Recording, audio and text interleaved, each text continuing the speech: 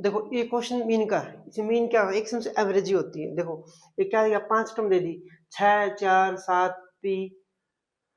और 10, इसका बता दिया मीन 8 है। ठीक है, तो देखो डायरेक्ट सीधा क्या करना, मीन में क्या होता है कि ये 5 टर्म है, इन पांचों को जोड़ो, बटे 5 से डिवाइड करो, जो इक्वल आएगा वो 8 के इक्वल आना चाहिए। ठीक है, अब देखो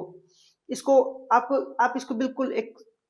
बिना पेन चलाए भी कर सकते हैं। देखो 5 टर्म है, मीन 8 है, मतलब क्या है कि सब सब अगर 8 8 8 8, मीन का मतलब ये है ना कि सब सिचुएशन 8 8 8 के इक्वल है। ठीक है, हाँ जैसे इसका मीन भी 8 ही है, और इसमें से मैं 2 कम कर दूं, 6 कर दूं, इसको मैं 10 कर दूं, इसको 8 8 8 8 कर दूं, अभी भी इसका मीन 8 ही है। ठीक है, तो देखो टोटल तो कितना, टोटल तो सीधे पता है कि 40 होना है। ठीक है, देखो टोटल तो 40 ही होना है। अब ये देखो ये कितना है, 6 4 10 और 10 20 और 7 27, तो पी की वैल्यू यहाँ पर 13 होगा ना, तो ये 40 बनेगा, और 40 को फिर हम 5 से डिवाइड करेंगे और फिर ये 8 आएगा। ठीक है, दो ही पॉसिबिलिटी है ना, क्योंकि इन सब का सम बटे नंबर ऑफ टर्म, इनका सम ऐसे लिखते हैं ना हम इसको, 6 plus 4 plus 7 plus P plus 10 बटे में 5 इक्वल टू 8, ऐसे आएगा नहीं है। देखो यहाँ पर 8 कब आएगा, यहाँ पर 5 फिक्स है, यहाँ पर भी 8 फिक्स है, ये 40 आना चाहिए, तो इन सब का सम 40 कब आएगा, सबका 40 सम कब आएगा, ये 10 होगा, ये 10 20 होगा, 27, यहाँ पर पी की वैल्यू 13 होनी चाहिए। ठीक है, ऐसे जस्ट आपको क्या करना है, क्वेश्चंस को,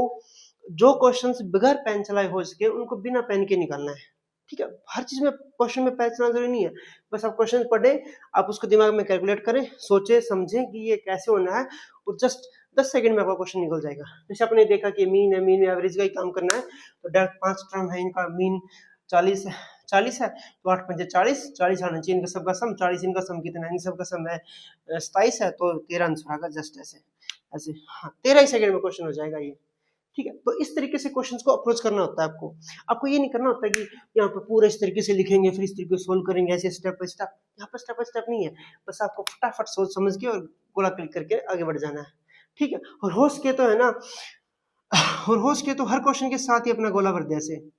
ठीक है, ऑफलाइन में ऐसे ऐसे नहीं है कि, क्योंकि पता है क्या, फिर इसमें क्वेश्चंस बाद में आप भरोगे गोले, तो उसमें है ना टाइम बहुत ज्यादा लगता है, फिर आपको याद रखना पड़ता है कि कौन से क्वेश्चन का मैंने गोला भरा, कौन से क्वेश्चन का मैंने गोला नहीं भरा, तो वो फिर आपके लिए बहुत दिक्कत देगा। आप क्वेश्चन करें, आप उसका उसी टाइम गोला भर, उसी टाइम उसको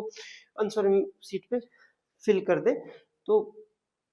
सही रहेगा, इससे आपका टाइम भी बचेगा, इससे आपकी एक्यूरेसी भी इंप्रूव होगी। ठीक है, और हो सके तो पेपर को बिल्कुल एक ऐसे शुरू से लेकर के अंत तक ऐसे वो करें, क्योंकि नेगेटिव मार्किंग तो है नहीं, जो क्वेश्चन आपको छोड़ना है उसको छोड़ दे, जिसको आपको सोल्व करना है उसको सोल्व कर दे, ये ना करे कि हाँ भी इसको बाद में करूंगा, आपको जो करना है उसी टाइम कर दे, क्योंकि पेपर में इतना वक्त नहीं है आपके पास, हर क्वेश्चन के सिर्फ 1 मिनट है, तो 1 मिनट में आपको सिर्फ एक थ्योरेटिकल तरीके से अप्रोच के साथ क्वेश्चन निकालना है। आपको ये नहीं करना कि यहाँ पर पूरा तरीके से सोल्व करना है, वहां पर आपको अपनी नॉलेज नहीं शो करनी, वहां पर आपको सीधा डाटा आंसर निकालने की तरफ फोकस करना है, वहां पर आपको कोई प्रूफ नहीं मांग रहा। ठीक है, तो पेपर को, क्वेश्चन को इस तरीके से अप्रोच करें कि बस टाइम कम लगे और एक्यूरेसी ज्यादा हो, और क्वेश्चन उसी टाइम मार्कशीट में मतलब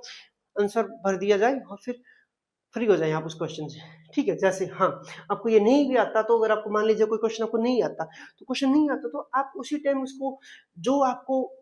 आंसर लगाना है, जो आपको तुक्का मारना है, जो भी आपको करना है उसी टाइम कर दें, बार बार क्वेश्चन पे ना आए, इससे आपको बहुत वक्त बचेगा। ठीक है, पेपर को क्वेश्चन को कम से कम टाइम में करने का यही सबसे अच्छा तरीका होता है कि जिस वक्त जो क्वेश्चन आपने पढ़ा है आप उसको वहीं पर ही उसको खत्म कर दें, उसके लिए बार बार पेज पलटने की कोशिश ना करें। ठीक है,